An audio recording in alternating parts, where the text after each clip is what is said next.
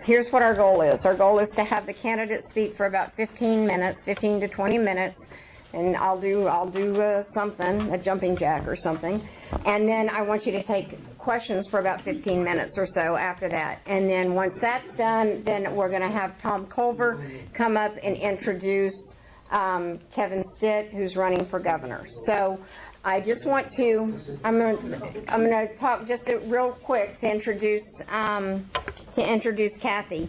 Kathy has been a friend of Grassroots for a number of years, and we became associated with Kathy first with her husband Mark, who was our labor commissioner, and he was a wonderful friend to the Grassroots. Of course, a couple of years ago, we lost Mark to a tragic death, and Kathy has since been leading the fight for mental illness, not for mental illness. How do you even say that? Okay, yeah, an advocate. Okay, an advocate, because yeah, you're not fighting for mental illness. You're just. But I know what I know. I was like, how do I say that? She's an advocate. That's right. I understand. But so she's been an advocate. It's hit very close to home, and she has great vision for the state of Oklahoma and what she can do to, as our labor commissioner, to help grow Oklahoma, but also to help grow awareness of mental health and what we can do to make Oklahoma a better place. Would you agree with that? Absolutely. All right. Please join me in welcoming Kathy Costello, candidate for labor commissioner. Can I stand You can do whatever you want. I don't like to be. That's fine. And when I was 15 years old, my parents, who just celebrated their 67th wedding anniversary, told me and my brother, as much as they loved us, that if I wanted to go to college, I was going to have to figure it out on my own. And you know what? I did. I was 15 years old, and I opened a savings account. And I was a straight-A student. I was involved in multiple extracurricular activities. And I worked as many as 3 jobs at a time during my high school years. And I worked through college. And I was an entrepreneur and owned my own business in high school before I ever met Mark. And that business helped fund my college education. We had 1 car between the 4 of us. I did not have a car till I was 22 years old. I learned to walk everywhere. I learned to carpool. My dad and I would carpool. We'd share the car during the week, and we'd figure out, who's going to the doctor's office when, and who's got the car to go to the grocery store, and that sort of thing. And when I was 22 years old, I was attending the University of Kansas, where I obtained my Bachelor of Arts degree in classical music and opera, and I do still sing today. I sing jazz and classical music, and I actually do jazz presentations for veterans with PTSD. I just did one here in Tulsa last summer at the Jazz Hall of Fame. And I had a boyfriend, and he said, "You are 22 years old, you've worked, you've gone to school, you walk to church, you walk to the grocery store," and I was a lot thinner then. "I really feel sorry for you. I'm going to buy you a car." And he bought me a dirt brown 2-door Mazda. No heat, no air, no gas cap. And it was like a Mercedes to me because I had a car. I appreciated that. And that boyfriend, his name was Mark Costello. So Mark Costello and I married and moved to Border, Texas. I'm a former educator. I have taught school in both Texas and Oklahoma. We eventually made our way back to Oklahoma City. Mark is a Bartlesville native. And we raised 5 children in Edmond, Oklahoma. We began building businesses together right after we were married. We eventually built together 8 businesses in 6 industries around the world.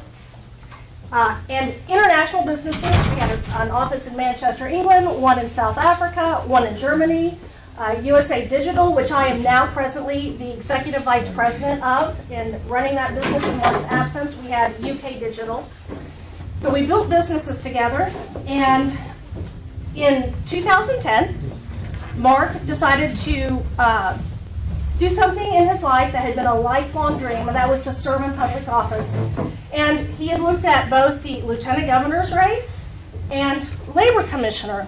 And because of his entrepreneurial experience, his job creation, our job creation, he felt that he had something he could offer to Oklahomans, to wage earners, and to businessmen and women and small business.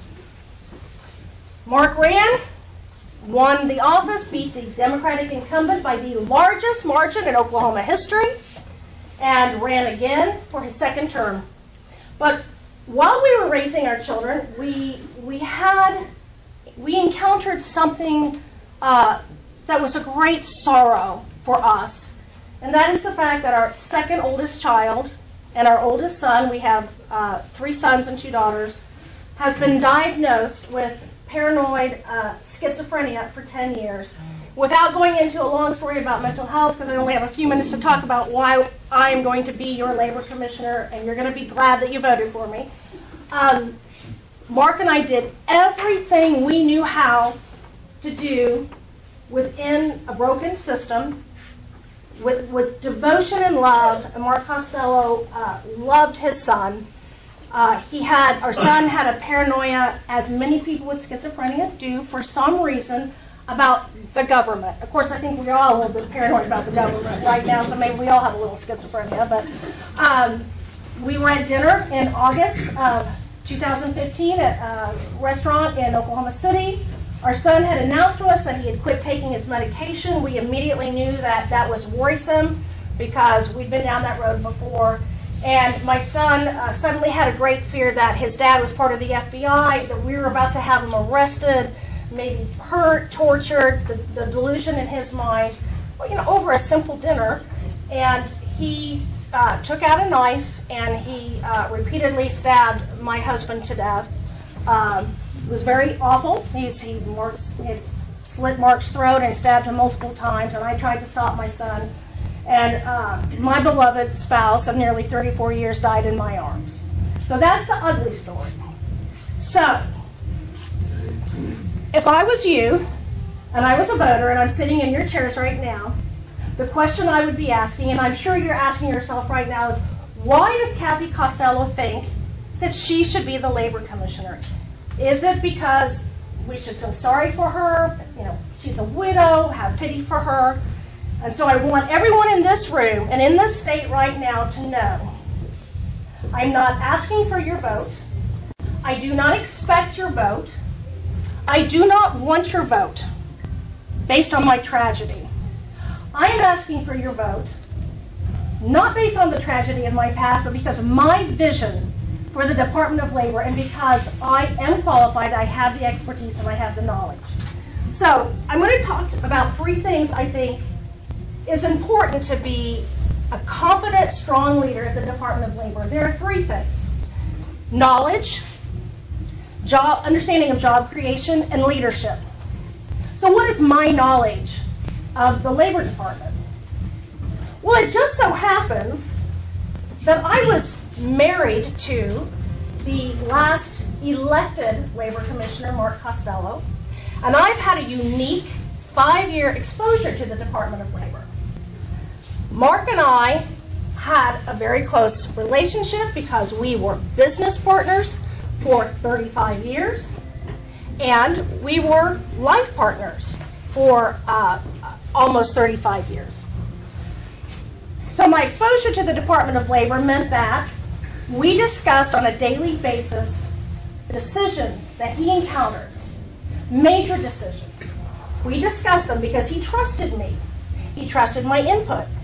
He trusted my business sense. And he trusted that I would be a straight shooter with him.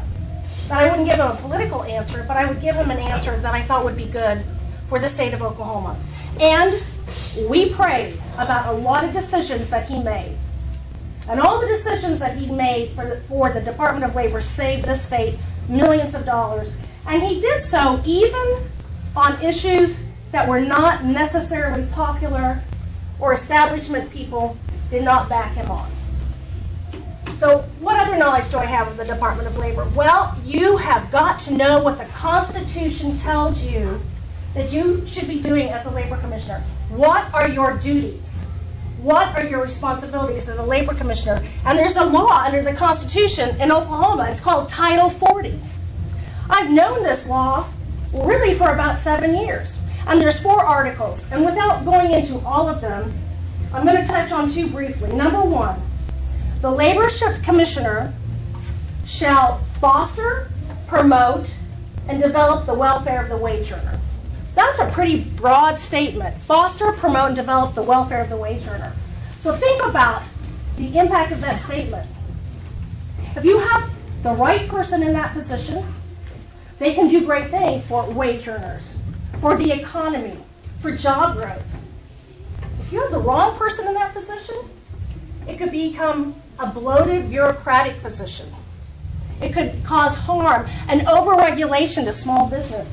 I am not an overregulation person. I believe that it's the private sector that creates real jobs and real wealth in this state, that it is small business that creates the majority of the jobs in the state of Oklahoma.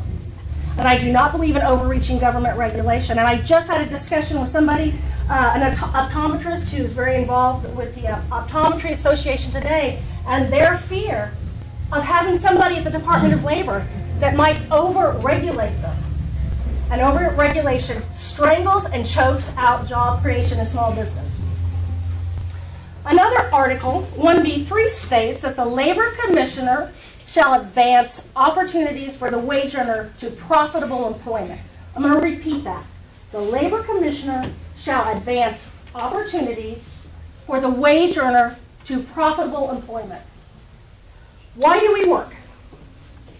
For profitable employment. Why do we need profit? There are 2 basic reasons that we as human beings need profit. There's the temporal reasons. We need temporally to put food on the table.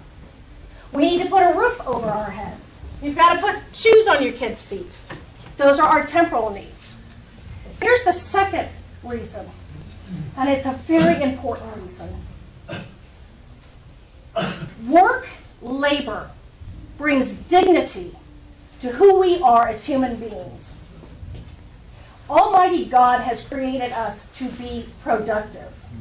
And when you're productive, you really follow the golden rule in 2 ways. You love God with all your mind, heart, soul, and being, and you love your neighbor as yourself. How do you do that?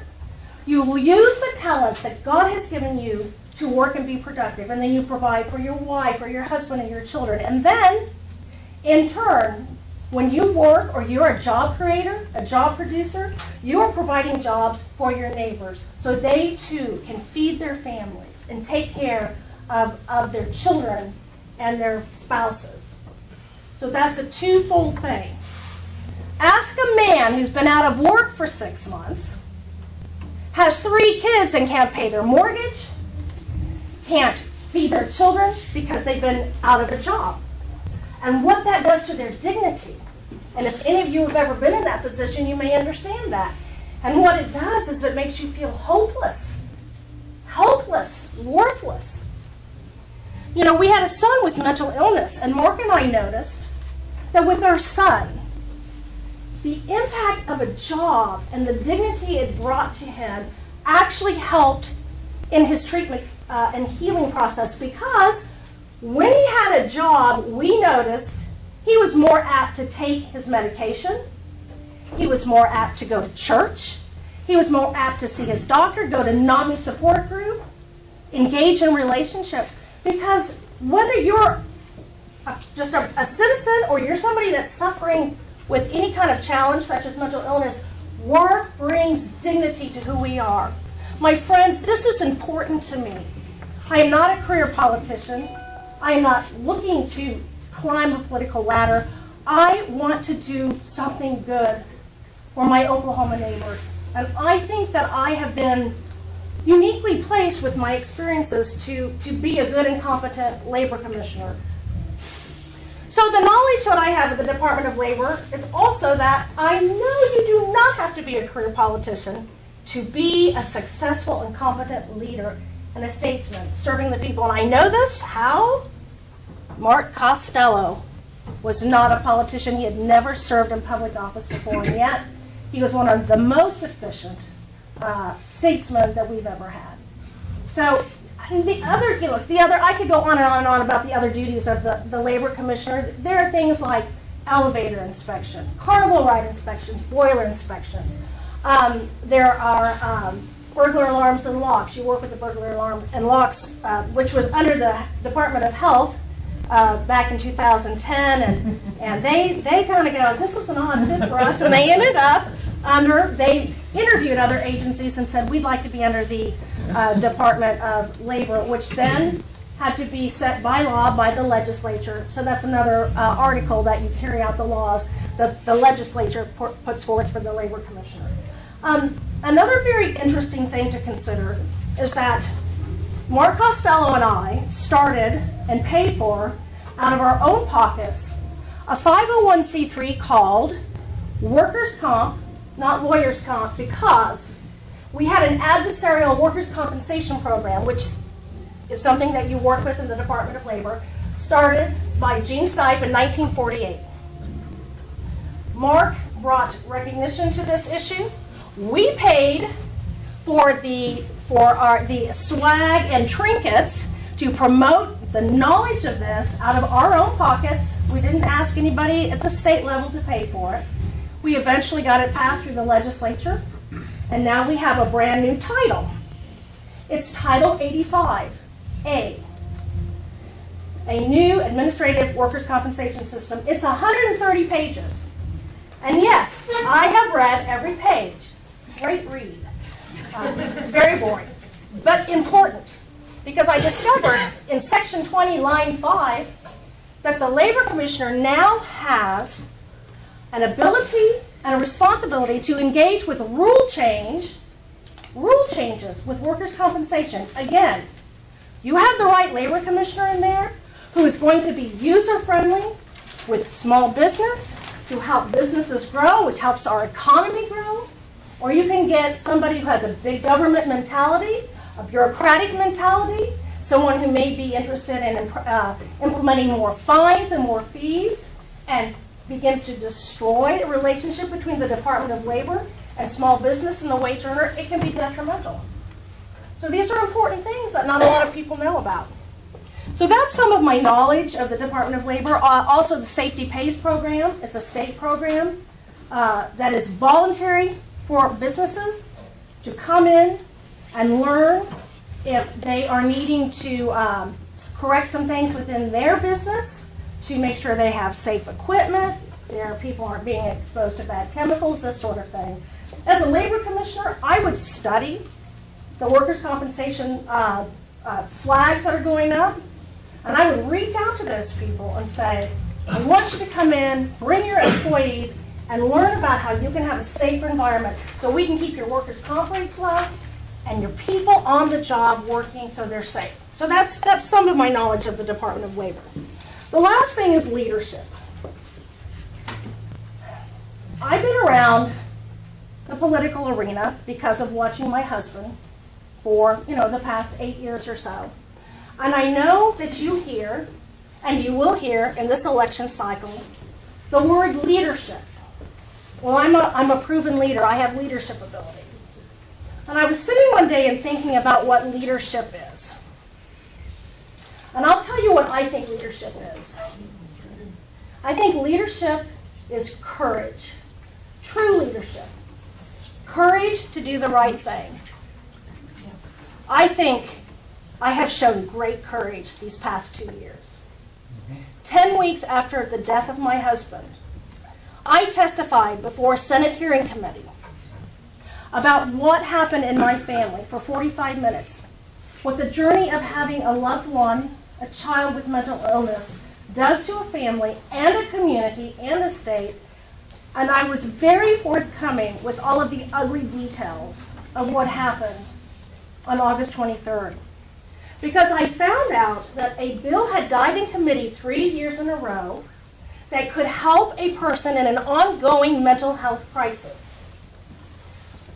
Mark and I had two issues that really were difficult for us as parents in helping a loved one who had been diagnosed at the age of 19, over the age of consent. Number one was keeping our son on medication, who in his lucid moments begged us to help him stay on this medication. And number two, HIPAA. HIPAA was a roadblock for us because our child was over 18. So I had a breakfast 6 weeks after the death of my husband with Mike Brose, who is the Executive Director of Mental Health Association of Oklahoma here in Tulsa. And I expressed this to him, and he said to me, well, we have an antiquated law on the books that's only used in Tulsa, Oklahoma, where a healthcare professional and a judge come together when they see a person who's deteriorating and cannot make good choices and decisions for themselves. And I burst into tears. Because in Oklahoma City, in my conversations with the district attorney's office, they tell me there's no such thing, and yet your judge, Kirsten Pace, has been doing it for 20 years here. Right. So I testified and unanimously passed the Labor Commissioner Mark Costello AOT bill, Assisted Outpatient Treatment. And today, we have 18 souls in the state of Oklahoma because of what my family has been through and my courage and my leadership to try to make a difference in this state. 18 souls who will have a 12-month program, who will get a taste of what consistent treatment is. And the data shows 12 months of consistent treatment can actually lower suicide rates by 70%. And the statistics go on. So then, in June of 2016, I went to Washington, D.C. and visited with all of our congressional delegation. I'm getting the high sign. That's what you just need to open it up for questions as soon as you finish. Okay. Anyway, I worked with some federal lawmakers there on the Helping Families in Mental Health Crisis Act, which was a result of the Sandy Hook massacre. And they passed it in Congress. 402 to 2, with 9 absentees and unanimously in Senate. Again, this is Congress, who doesn't ever agree on anything. From there, I have become a state and national speaker on mental health issues, advocacy, and education. In October, I spoke as an invited keynote speaker before the New Jersey legislature. 17th annual. They had the biggest turnout ever. Over 400 people came. And what did I talk about? I talked about the AOT bill and the impact of mental health on the workforce. So I will wrap up with this last thing. I want to do something, add a little something to the Labor Department, an elephant in the room that I've been hearing around the state and talking to employers, and that is the issue of mental health in the workplace. So I've been speaking with leaders in our community, in Oklahoma City and Tulsa, and I, under my administration, will pull together a task force, and I will call it the Costello Commission on Mental Health in the Workplace. The statistics are overwhelming that the number one reason for low productivity in the workplace happens to be because of mental health. These are actual Oklahoma statistics. Second leading reason for absenteeism and mental health issues. 30% of disability costs. Employers spend $600 million each year on additional medical costs in workers' compensation for mental health issues. So I think that's something that I've had a unique exposure to that could shed some light. And my feedback from employers around the state is they're excited about that. So my friends discussed this issue personally with Donald Trump and Patrick Kennedy. You can't get any farther to the right or the left than those two people. But I'm not afraid to speak. I'm not afraid to share what has happened in our family. I'm not afraid to do the right thing. I hope that you will consider honoring me with your vote and with your support. Know that I will work hard. I have the right disposition of heart. I am authentic. I'm not a politician. That's a good thing. And I love my husband. I love my family. I love my community. And I love the state of Oklahoma. And I love Almighty God. And I will do everything I can to serve honorably. So thank you for having me tonight. I appreciate it.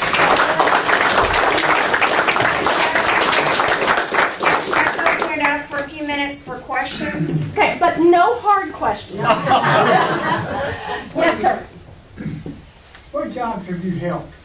What? Okay, so I'm talking about the businesses that my husband and I have. Businesses you run. So, you did, not so- to those. Okay, so when I was in high school, I opened a dance studio. I was a dance instructor and had my own dance studio. Yes, I was very, very petite then. And and that helped fund my college education. I worked 12-hour shifts the year that Star Wars and Grease came out when I was in high school at the nearby cinema, and I popped popcorn, and I did concessions, and I cleaned all of the male and female bathrooms because I didn't have health codes for that sort of thing back there, and I made $3.25 an hour. I had waitress till 2 in the morning. I've been a hostess. I worked in a hamburger shop. I have performed at Worlds of Fun, which is like Six Flags over Texas. Did that all through high school.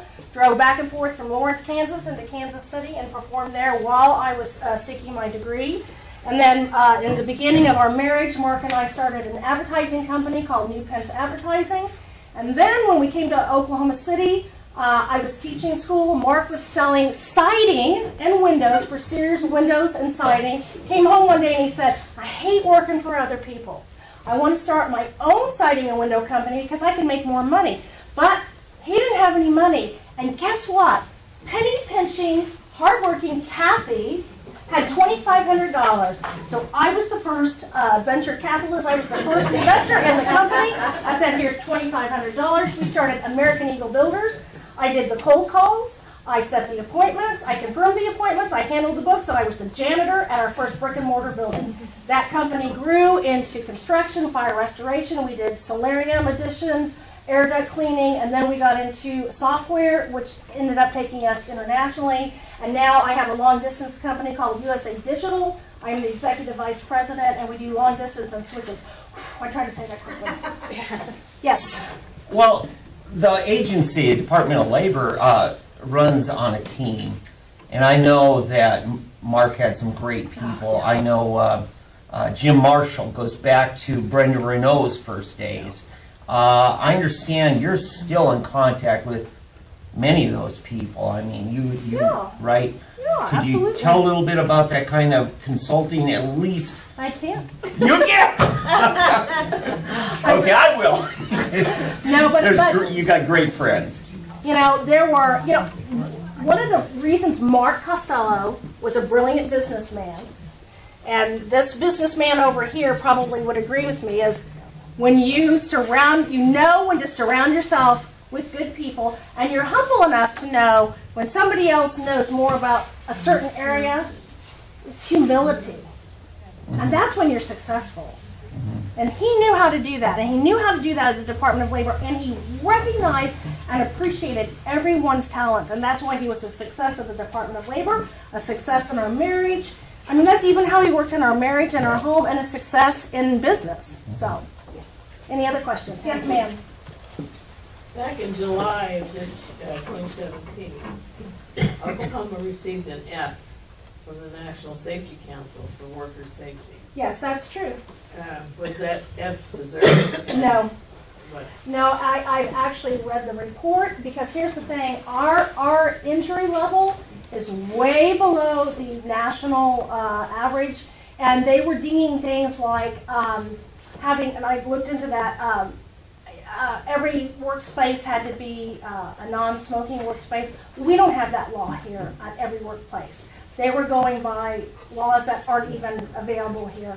And I will have to say that I think that was kind of an OSHA. This is why you need a good labor commissioner, because we don't want federal OSHA on our backs. They can make your life a living hell. And I will say it was a completely bogus and unfair. I was stunned, and I did look into it. And the Department of Labor in Oklahoma has for years, not just with Mark Costello, but even going back to Brenda Renault, has had really, really good ratings on that. So the things they were picking on were quite bogus and misleading, and that was unfortunate. And I don't even remember them coming in when Mark was there, but I do know that the Department of Labor was voted the best agency to work at when he was in charge, and one of the top 50 best businesses in the state of Oklahoma, so he must have been doing something right. So, for a government agency to be on a list like that, that's really something. Anybody else? I have another question. No hard questions. Do you consider, we have a big problem in this state and nationally with opioid addiction and abuse. So do you lump that into your mental health issues in the Well, the reality is the comorbidity, the co-occurring of mental health issues with drug addiction issues is high. Now, let me make it this clear. People that oftentimes are misled or misunderstand, they think that it's the drug use that causes the mental illness. And that's actually not correct. And David, you can jump in here anytime if I'm saying something incorrect, because I know you're very informed on these issues. What happens is mental illness is a chemical imbalance in the brain. We know this. They have blood tests out of the Mayo Clinic where they test your dopamine level and your serotonin. When your dopamine's clinically dangerously low, you feel suicidal, or your norepinephrine level is really, really high, and so you get paranoid or agitated or delusional, which is true with people with schizophrenia. They actually have an overabundance of norepinephrine in the brain. And that's why medication sometimes can bring that high down and that low up. So you're not here, but you're more normal in this range. But if you don't have access to good treatment, or you have the wrong diagnosis and you're being given the wrong treatment, and just the flat-out reason that we are still behind on perfecting good medications to fix brain chemistry, people, you have a 22-year-old kid and you say, please take this pill because your behavior is making me uncomfortable. But they get online because mental illness has nothing to do with intelligence. I mean, there are people with PhDs with schizophrenia. My son was smart enough to get online and read, oh, this is going to make me gain 30 to 60 pounds. Oh, and I'm going to have a dry mouth. And I'm going to be constipated. Oh, and a lot of these medications cause impotence. Yeah, I'm 22. I want to take that. But they don't feel well. So what happens is they self-medicate. So it's complicated, and mental health is oftentimes complicated with addiction issues. So, any other questions? Anybody have anything else? I have one more, and then I'll shut up. Okay. That's a promise, baby. I saw somebody's hand going up over Well, here. somebody else has their Does somebody hand have up. a question Let over them here? go. No, I didn't? Okay. We're waiting, Penny. Okay, I understand that there's been formed an occupational licensing task force to Yeah. reduce the Yeah, licensing. I spoke at that. Is there any chance we can reduce the burden of licensing? Oh, please, God, I hope so. Thank you. So, on August 23rd of this year, it was the 2nd anniversary of my husband's death. The governor pulled together a task force of 10 people through the Department of Labor to study occupational licensing, which makes me crazy and made Mark Costello crazy. And I did personal research, and I personally reached out to 3 different occupations, interviewed people, and then called the people that do their licensing. So get this. You have to have a license in the state of Oklahoma to be a sports announcer. Do you get any training for that? No. You have to have a license to be a bunk bed salesman. What? Bunk beds, top of on bunk bed salesman. Do they teach you how to get in and out of bed? Nope. Here's another one. You have to have a license to work at the Estee Lauder counter at the mall and say, I think this pink lipstick would look good on you. Do they train you how to put on makeup? What the health hazards are? Nope. And you want this to really make you crazy? When you have to get your license through the cosmetology school, which is at 23rd in Pennsylvania and Oklahoma City. So I try to find out can I call and pay over the phone? No. Can I do my paperwork online? No. Can I mail in my check? No. You have to go down there and pay for your license. So here's what the average consumer in the state of Oklahoma thinks. If you have a license, you have knowledge. You have education. You know consumer protection. Not. And it is a roadblock, by the way, for a lot of people who want to work, and people who are coming out of the DOC that have had, not minor things.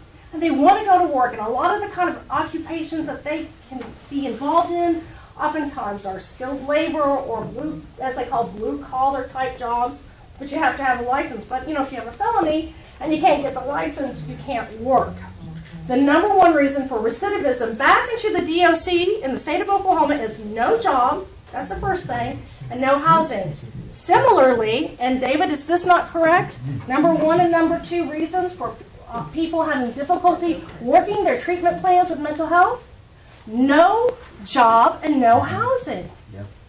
And how many people do we have with mental health in the prisons? It's like 67%. So it's a vicious cycle. Yep. So my deal is, we have got, look, Mark Costello shut down the DOL here in Tulsa with my strong encouragement. That's one of those things we talked about at length. I said, I said, what do you spend? $500,000. How many employees? 11. How many people come in each week? 7. Or how about you put licensing online so the oil field worker doesn't have to drive in, or the makeup gal doesn't have to drive from Guyman when she gets her job on Wednesday to start on Monday at the mall to go get her license and make a 10-hour round trip. This is common sense to make things efficient and better for people. Why does she even need a license? Thank you. Well, let me tell you, I've had a lot of bad haircuts in my life from a lot of licensed hairstylists. Anybody ever cut their husband's hair and they didn't have a license? They probably did a better job. Yeah, I mean, it's to be a flower arranger too. And where does this money go in this secret pot? It's basically a tax. That's all it is. Yeah, it squelches opportunities to go to work. It's bogus. But I know that'll make somebody mad, and maybe somebody in this room. Okay. You want me to? Do you have a question, Gary? I do. Because it's time for you to wrap up, and I'm going to pull you off the stage. No, I'm just kidding. I work for Kathy. I'm Gail Stupich, and we are looking for people to help out the campaign, of course, as anybody here who's a candidate. And we have a sign-up sheet over here. But probably more than anything right now, we have like a little running race on Facebook with our one and only competitor who's actually active. So if you'd like to know more about Kathy and where she's been and what she's doing, you can go on Facebook. Make sure you share and like, and tell your friends to share and like, because it's fun. It's fun. Yeah, this has been great. It's been great to meet people in Oklahoma. It's been a great blessing for me. So we love you. Love you too. Thank you.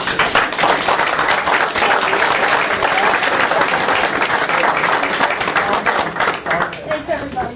Okay, I'm gonna bring Tom up here real quick, but I wanted to introduce Danny Stockstill snuck in the back. He's running for Congress. We'll be hearing from him in a couple of months. Somebody else snuck in too. Who else was it that I saw that? Darren, come stand up. Darren's with the Tulsa Men's Club. He is also running for Tulsa County Assessor, as Ken Yazel is not going to be seeking re-election. Is that correct? So Darren Dance is running for Tulsa County Assessor. Did I miss anybody else? No? Okay, we're going to bring Tom up. Kevin, I'm going to go through the rules with you real quick. We're going to have you speak about 15, 20 minutes. I'll let you know, just like I did with Kathy, when it's done. Then open it up for questions. And sometimes we ask tough questions. So I'm going to let Tom introduce you. Evening. For the last 6 or 7 years that I've been involved with 9.12, I've also kind of on the side knocked on a lot of doors for state house and state senate candidates, and gone down to the legislature and fought battles, for example, on the healthcare exchanges, Common Core, that type of thing. And some, a minority of the candidates I've supported have won and are in the legislature, etc. But to really see it change, the leadership has to come from the executive branch, which is the governor's office. And right now, we've got we have an open race for governor. I've checked out the candidates, and for me personally, I'm working with the Stitt campaign. I found him to be a very impressive guy, but and that's fine one way or the other, but I would really encourage all of you to vet carefully all of the gubernatorial candidates, because it makes such a difference having a Republican who wants to raise taxes $2.5 billion versus having somebody that wants to focus on growth. Some observations very quickly. I see that Kevin is very good at surrounding himself with smart people. He likes to deal with facts. A lot of the debate that we've heard during this last legislative session have been playing very loose with the facts. And Kevin's got people who are digging in and trying to get good information that he can use to make good decisions. And he's a very growth-oriented guy.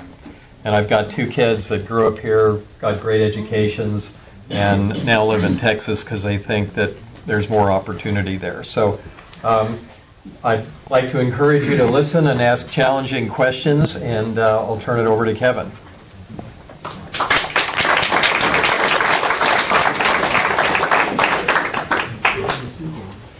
Thank you guys so much for having me here tonight. I'm really looking forward to hearing from you. I use these times to really learn a lot myself. But before we get started, thank you for your remarks, Kathy. They were excellent. And so she was talking about her first car, right? Y'all remember that? How she was a walker, and then her husband got her first car. And Then how I got fat. Huh? And then I got fat. Yeah, and you thought it was the nicest car in the world. Well, it reminds me, my granddad had an 8th grade education and lived in Skiatook, Oklahoma. He was born in 1911. I loved my granddad. I hung out every summer up there with him.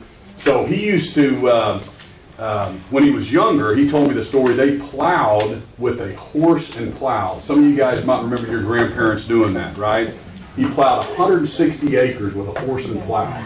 And he told me, he said, Kevin, when I got my first tractor, I thought I could farm the whole world. And it's amazing the perspective of that. So I always remember that from my granddad. But I'll tell you my story, and then we'll have a chance to talk. And I'm not a politician, so luckily my strategist is not here, because he'd probably be throwing stuff at me because I'll be saying something wrong or something. But so I grew up in Norman, Oklahoma. My dad was a pastor there at Riverside Church. Actually, my first job was the janitor of the church, so please clean up for the janitor that's going to be here tonight, all right? Because I had to do that as a kid. Anyway, went to school in Stillwater, went to Oklahoma State, got an accounting degree, and kind of a unique part about my story, the way I paid my way through college was I sold books with the Southwestern Company. And it's a door-to-door sales job. It was great sales training. I came back, did really well my first year. I came back, recruited all of my college buddies, all my buddies from OU, and by the time I graduated from college, I had 50 college kids working for me. So yeah, it was my first experience of leading a sales organization. I found out I loved working with my friends. I was super entrepreneurial. I wanted to have my own business. So then I moved to Tulsa and met my wife, Sarah. And she doesn't come to me with a lot of these events, but luckily I got her out here tonight because we have 6 kids at home, the mother of our 6 children. Let me introduce my wife, Sarah Stitt. So she always wants me to remind everybody, be praying for her during this whole campaign, all right? She's got the tough job. So our oldest is 17, our youngest is 3 boys and 3 girls. So then, shortly after college, I got into the mortgage business, became a loan officer, and then started my company, Gateway Mortgage Group, with $1,000 and a computer. And that was in January of 2000. Today, we have over 1,100 employees. We do business in 40 states. We have about 155 offices. We have a division that buys loans from banks and credit unions. If you've ever had your home loan sold, that's where we come in and buy home loans. And then we service everything out of Tulsa. So that's our corporate headquarters down at Jinx and the Highway 75 exit, if you've ever seen that. So whether we buy a loan from a bank in Florida or we originate a loan out of our Lawton, Oklahoma office, then they get boarded there in Tulsa. So that's just been my whole world the last 18 years. It's been hiring people smarter than me, putting them in the right positions, leading, setting the vision and the strategy for our company. So why am I running for governor? Last year, this governor thing started coming up. I kept thinking about it. And man, it was an agonizing decision to pull the trigger to run for governor. Because I'm normally a kind of behind-the-scenes guy, just like to do my job and don't necessarily like to be out in front as much. Man, through my prayer life, I just felt like it was something I was supposed to do. But I wanted the fleece wet. I wanted it dry. I wanted it wet again. I wanted a burning bush experience. I didn't get any of that. I just got this feeling like you guys do sometimes that we're supposed to get involved and we're supposed to do it. And so I made the mental decision that I was going to do it March 20th of this year. But practically speaking, I get a chance to travel. And I go to Texas all the time. I go to Arkansas and Colorado and South Carolina. I visit our offices all over the country. And I just see all this momentum and the job creation, the positivity and the growth all around us. And then I come back to the state that I love, that I'm raising my family and growing my business in. I just feel like we're down to the dumps a little bit. And what I mean by that is, we had a negative 3% growth last year. And we're going to, in all the states around us grew a whole bunch. And then we have, we're going to 4-day school weeks trying to save money. And we have this budget deficit. And the other states around us are in a surplus situation. And I'm like, what is going on? And then I look at who's running for governor. And to me, it just looks like more of the same, just the career politicians running for their next election. And I truly believe we're going to be in the same situation 8 years from now if we keep electing the same guys and gals. And so I want to take off from my company, go serve my state, and get us growing again. And I think that's what our forefathers wanted us to do. They wanted us to temporarily leave our farmer business and go serve the state. And that's my idea. It's all about serving and focusing on the next generation and not regard to the next election. And too often, our elected officials are so worried about getting reelected and upsetting this industry or this special interest group or this group. You've got to have a governor that's thinking about what's best for everybody 10 years from now. So, I think it's the job of the leader of the company or the leader of the state to set the vision and then get the plan together that's going to execute on that vision. So at my company, we've got a vision. We want to be a top 10 lender. We want to be top 10 in sales, top 10 in servicing, top 10 places to work. We want to be top 10 employee benefits. We want to be top 10 in everything we do. Okay? And so at the state level, I've got the same kind of vision. I think we can be a top 10 state. I think we can be top 10 in education, top 10 in growth, and top 10 in infrastructure. And to me, it's not necessarily I travel all over the state now, and it's not necessarily people tell me it's a rural issue or it's an urban issue or it's a Republican or it's a Democrat. But at the end of the day, it's always a change issue. Anytime you start talking about change, then everybody has their little kingdoms, and there's all these little silos that try to fight against you. So but here's the deal: when we set the big vision and we're going to be top 10 in something, we can't do the same stuff that got us to 48th, right? You've got to do things differently. And so that's the job, is to set the vision and to rally everybody around us. Because I use the analogy, it's like a rubber band. I'm going to pull that rubber band and I'm going to aim it at the beacon where we're headed. I don't want to pull it so hard where it breaks, but I certainly don't want the rubber band just sitting in my hand with no direction, right? And that's the way I feel like our state is right now. We don't have a direction. We don't know where we're headed or where we're going. So, I've got 5 pillars that I run my business with, and I think about leading the state the same way. We need a growth plan. We need an education plan, health, infrastructure, and efficiencies. And those are kind of your big 5 pillars. Those never change. You always need a growth plan. You always need an education plan, et cetera, et cetera. What changes are the 5 things that we're going to do this year under growth and the 5 things we're going to do under education. And that takes leadership, that takes a plan. Some of this, to me, is blocking and tackling. And what I mean by that, our company is up 20% in 2017. Even though rates kind of rose a little bit, refinances dried up, so nationally the industry was off 15%, but we were still growing. Why is that? We had a plan. I had recruiters in Florida and in New Jersey and the Carolinas and Seattle and in Oklahoma and Texas, and we were actually growing and we were recruiting and we were moving forward. And so Why hasn't the state grown? I've talked to Commerce Department at the state of Oklahoma that used to work back when David Bourne was governor, all the way through the Fallon administration. We used to have, Commerce departments in these higher tax states, in California and overseas. We don't do that anymore, okay? Their idea of marketing there is waiting on the phone to ring, right? We have to go out and market our state. I think we have a tremendous opportunity over the next 10 years to really grow. When you look at what's happening in Washington with the lowering of the tax rate, it went from 35 to 21%. That is a huge deal, right? There is a huge effort to repatriate a lot of dollars coming into the U.S. There's a move to bring manufacturing back domestically. Why not Oklahoma? I think we have an opportunity over the next 10 years to really get a lot of that. But I am such a growth guy, and we cannot do it unless we address education. We are at the bottom of education. The business leaders I talk to and the people moving to our state are having trouble recruiting because of the education system. We're losing the marketing battle. We need to promote that profession. We need to make a decision that we're going to be top 10 in education, and we're going to start doing the things that it takes to get there that other states are doing. I believe running state government is like running a business. We have to compete with other states just like we compete with other businesses. I think we need to look what the states are doing that are beating us, and we need to compete with them. I look at everything in market. So like the 6-state footprint around Oklahoma is what I call market. And for example, I think we need to pay our teachers in common education what market is. Market to me is what Kansas and Arkansas and Texas, the average. There's no reason we can't pay our teachers what the average is in market. Because if I paid my underwriters, when I go to hire underwriters at my company, if I paid them less than market, then I'm not going to get the highest quality. Eventually I'd have high delinquency. Eventually I'd go out of business. Okay? So we've got to do that. But we've got to focus on money in the classroom, the teachers, and that professionalism. We spend way too much at the administration level. We're like top 6 in administration, but we're not top 6 in outcomes. All right.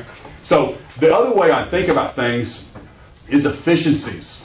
The state government is so broken in their budget process. All right. We actually spend $22 billion in our state. Okay, plenty of money. When I look at what market is around the other states, we have enough money per person in our state that's equivalent. It's actually more per person than the state of Texas spends. All right, so I know we have enough money.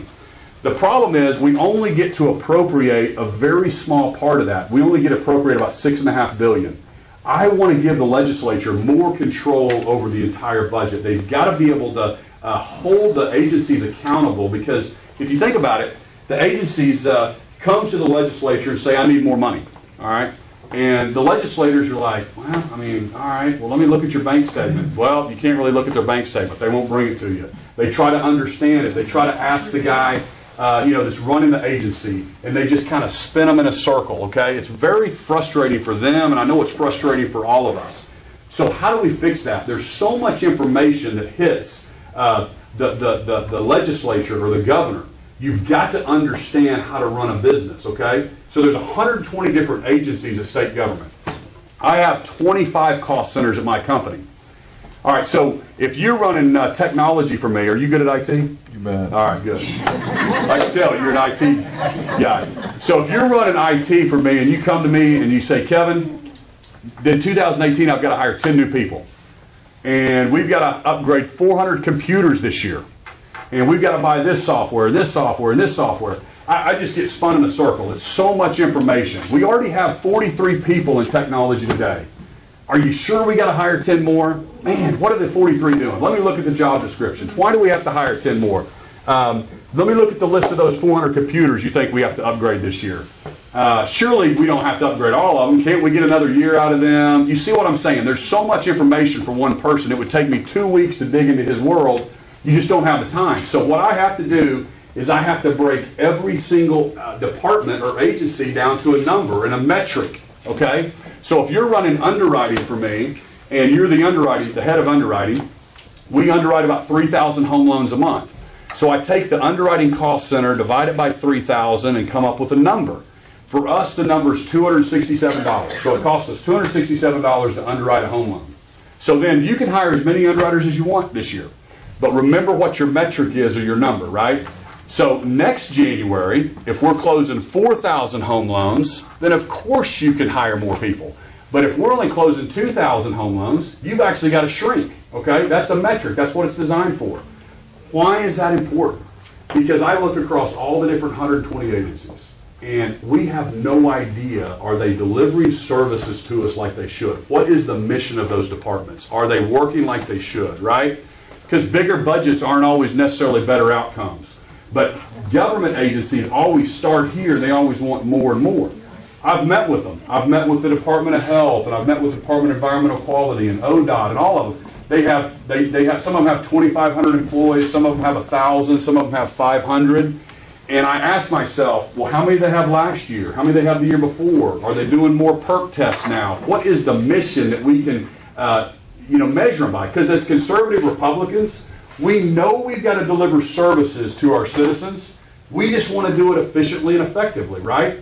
So that's why I want to be your next governor, because I'm always focused on what's best for the whole team, all right? So it's always, the way I run my company, it's what's best for all 1,100 families 10 years from now.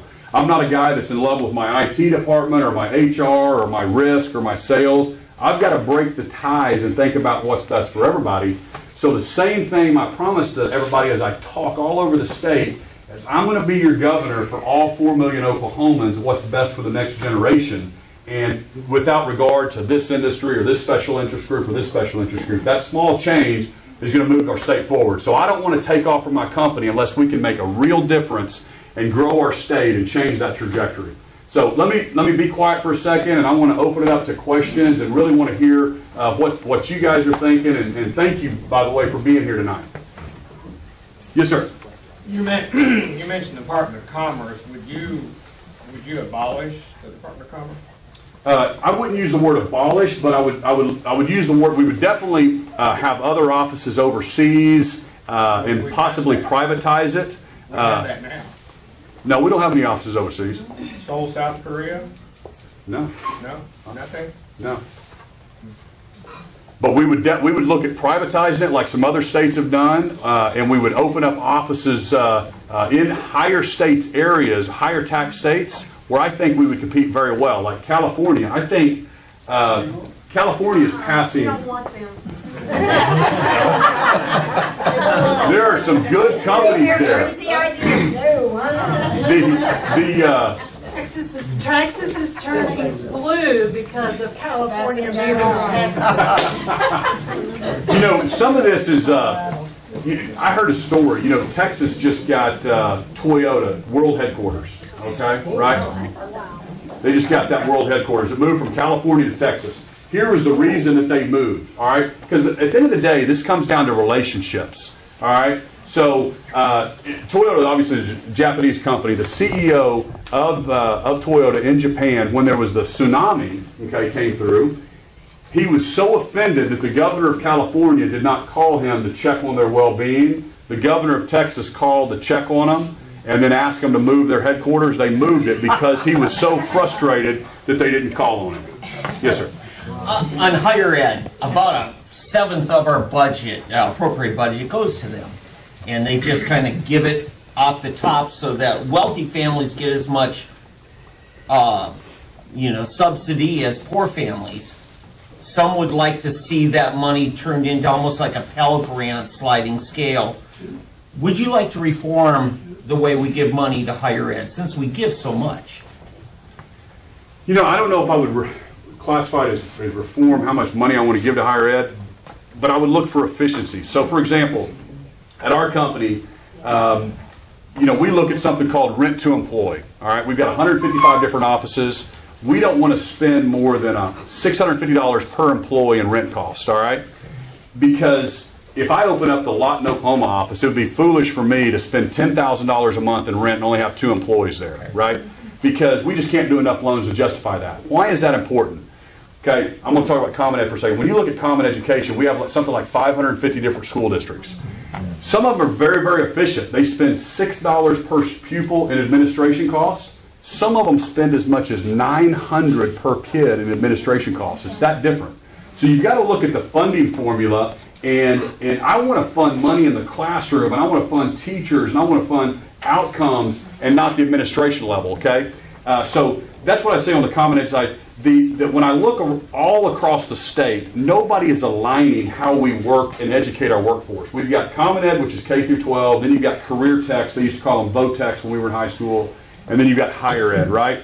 They're all siloed. Nobody talks to each other. You can't get credits, college credits for career techs because they're not talking to the 2-year colleges. The 2-year colleges don't like the 4-year colleges. When I look at how the system is set up, and if we just had a blank slate, what would be the right thing to do it? I look at market. What do other states do? Texas has like 2 systems, University of Texas and Texas A&M. We've got like 23 different systems with 23 different administrations and all that on the higher ed side. So you really need to tackle kind of how the structure is set up before I would, look at, that kind of stuff. The Pell Grant stuff comes from the federal level. So I don't know exactly what you're talking about. I was talking about taking what we're given to higher ed, instead let it follow the student. And if, like St. Gregory's just closed down, all our private universities are really taking a hit because they're essentially funding their competition. If the money went with the student, then ORU, TU, and all those others could compete instead of just giving it to the university to cut the cost off the top. Then you got wealthy families getting a half-price education because the poor people who pay sales tax are helping funding the wealthy getting education. Yeah, I don't know that much about that. I'd have to research. I understand. It was a lot. Yes, sir. Yes, sir. Yeah, I'm just wondering. You've, I'm sure, been observing how Mary Fallon is governor, and is there anything that she has done where you go, "Oh, I would have done it differently"? I'm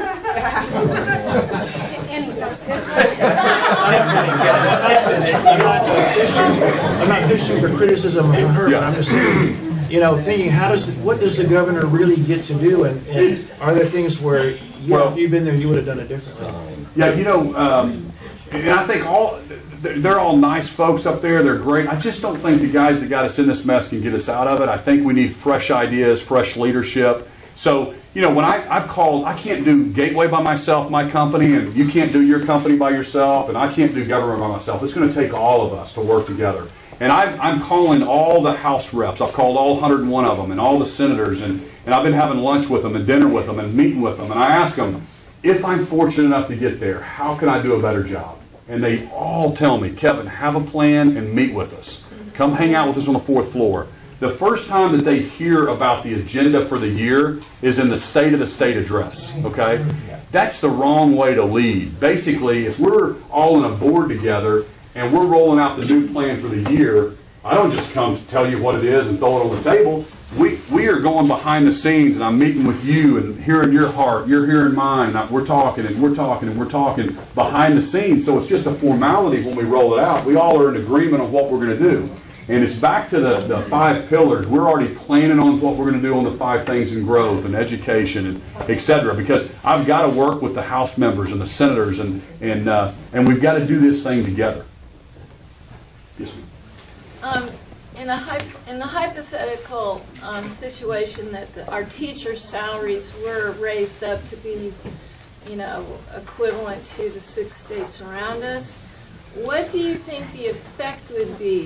Do you think that paying the current teachers more would increase the positive outcome of the students, or do you think that you'd be replacing the lower quality students with new teachers who would be attracted to those higher incomes? I think it's a little bit of both. I think we certainly need to upgrade the professionalism. We need to upgrade the teachers and get as much talent as we can, lower the class size. We can do that by eliminating some administration levels. But also, we all know, a lot of this is a breakdown of the family. And as a pastor's son, I know the denominational differences sometimes that can divide us. But I want to go county by county, and I want to go to Tulsa County and Osage County and Adair County and bring those county, leaders together, the pastors, the community leaders, and give them a plan and say, here's your high school dropout numbers. Here are your teenage pregnancies. Here's your foster cares in your county. And let's come together and solve those, because when you break stuff down, bite by bite, it is much easier to solve than looking at the big picture. When I break our budget down and our numbers down for our growth, and I break it down by region and by loan officer and by branch and by month, it's very doable. It's just doing your job and executing. But at the end of the year, it all adds up. So when you break stuff down county by county, we can't always look to Oklahoma City to solve our problems. We can't look to Washington, D.C.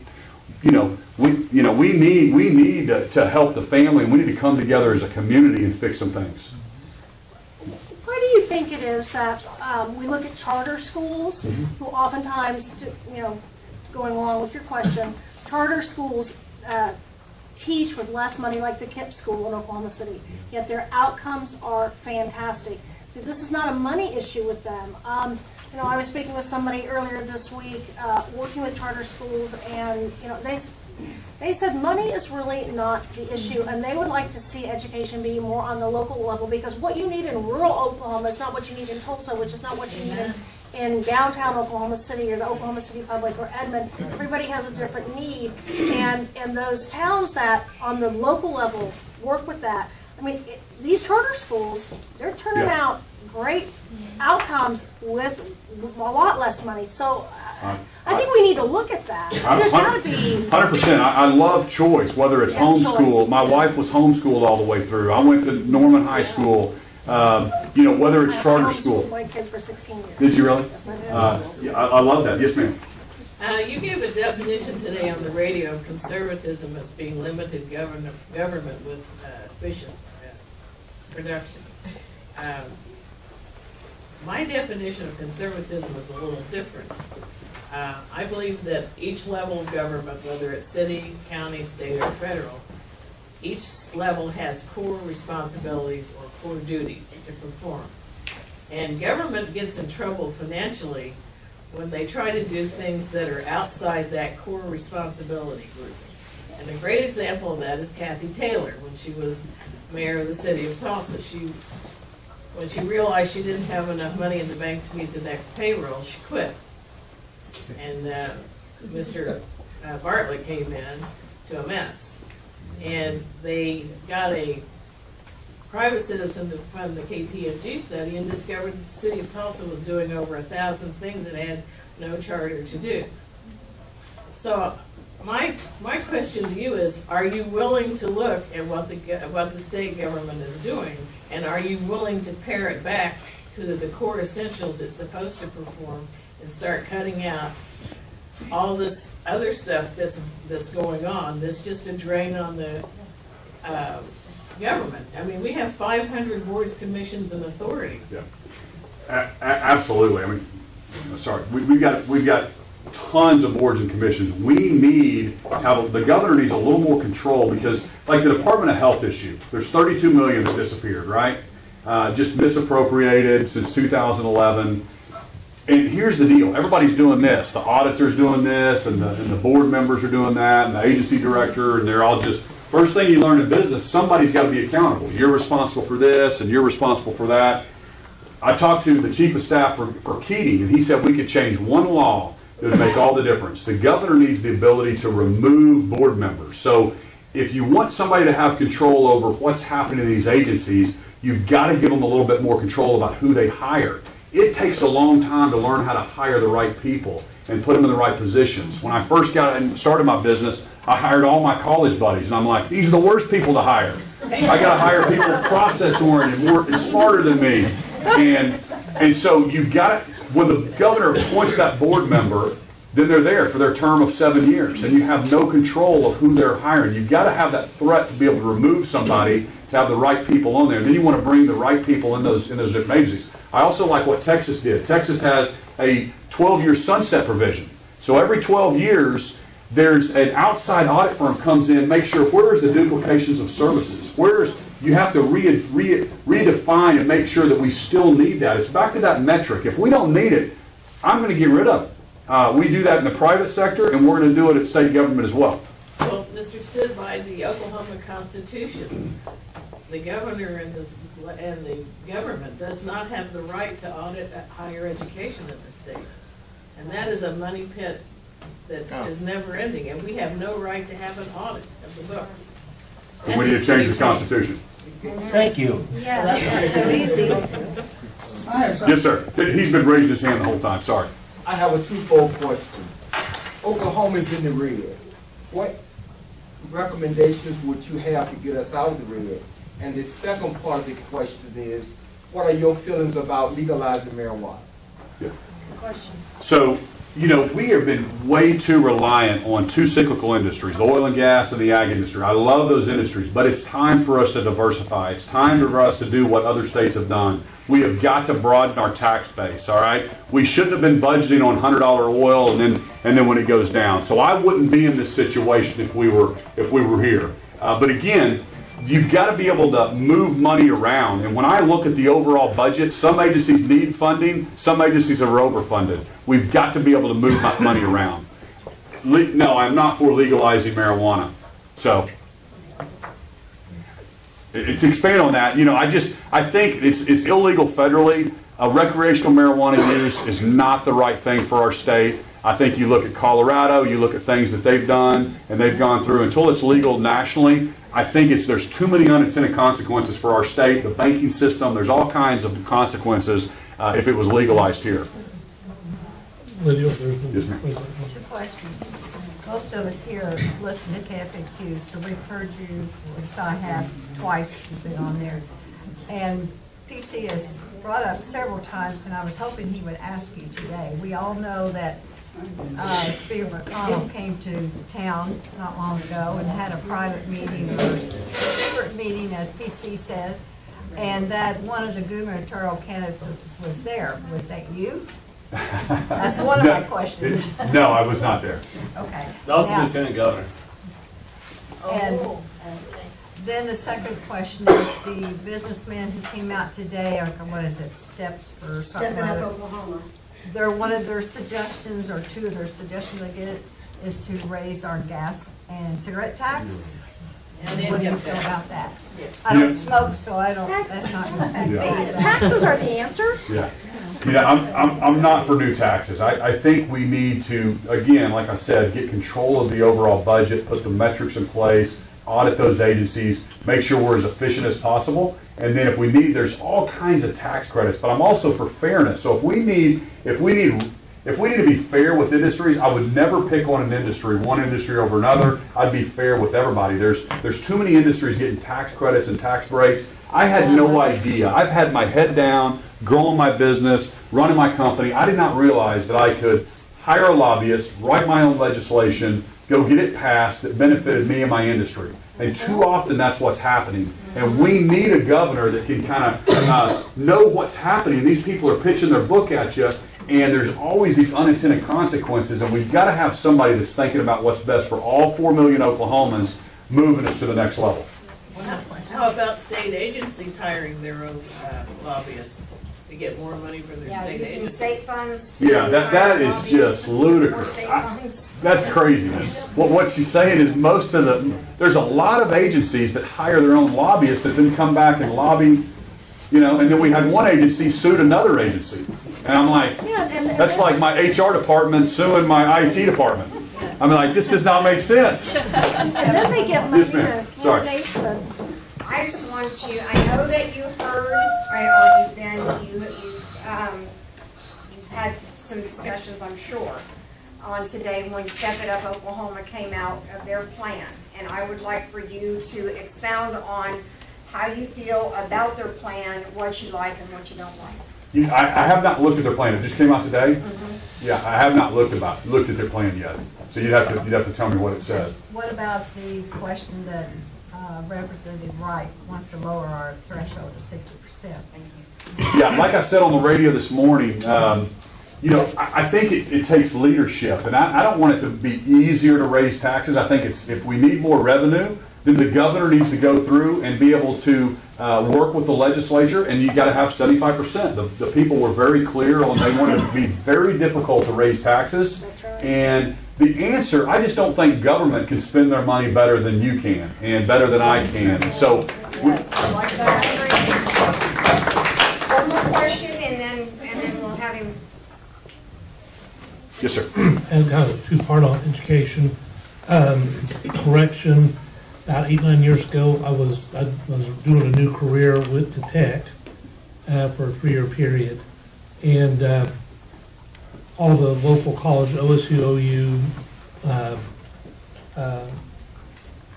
RSU, and one other came into the Tech and offered students that had 2 or more years credits toward an associate's for 2 of their, like on me, 3 of my 3 years. So they do work a little bit with each other voluntarily. Yeah. I mean, most of them came in with 12 or 14 hours toward associates. RSU came in and offered 30 toward associates. I finished up my associates there. The other thing is, whether public, charter school, or private, I went to both public and private school growing up, and parents had their own businesses, but it was still, they're paying taxes for the public school, but putting us through, me and my sisters in private school, which is expensive. Why can it not be whatever school you decide to send the kids to, the money follows them, and help with that burden? Yeah. If you want to consider a better education, a private or a charter school. Yeah. I know the NEA is just horrible against that. Most the EPA loves it though, right? Yeah, they do, and other states have done it. You know, the theory is, well, the rich kids are already going to send their kids to private schools, so then you're pulling money out of a public school system and spending it over here, right? So that's always the deal. Indiana's gone through it. Arizona has money that follows, like in a voucher program. But what it does is it caps it, and so I think this would help the teachers union and some of the folks feel better about it. It caps it at like X amount of dollars or times the poverty level. So in Indiana, for example, if you make over $60,000 a year, you don't get to get your dollars to follow you. There is a limited. We were told at CPAC by the organization that supports school choice that Oklahoma has this voucher system, and when we look, it's based on income. So it's limited, which infuriates me, because we're forced, at least my daughter, we just moved back here from Virginia, and I have a high school, I have grade school, and now pre-K, and we're having to subsidize a system that fails my family. And yet they're having to pay after-tax dollars in order to go, which they can't afford, all 3 of them.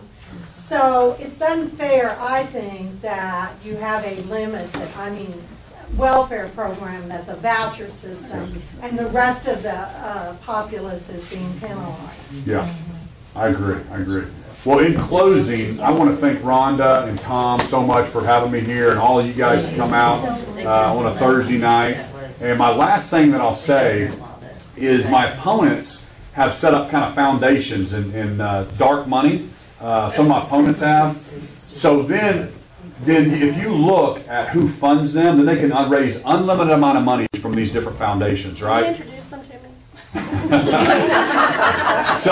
So I'm just telling you, you look at who's funding some of the dark money foundations, they'll never make a decision against those industries. I'm refusing to set those up. I raise my money from individuals at a time, and we're beating everybody else in the race in fundraising. We are doing a fabulous job, and I'm very humbled with how it's going. It's just been going fantastic.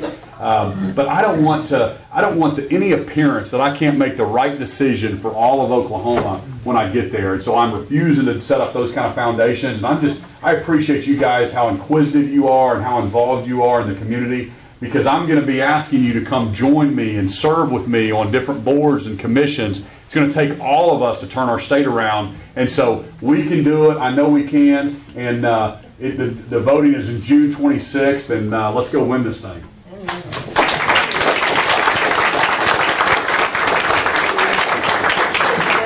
Thanks for coming out. We appreciate you.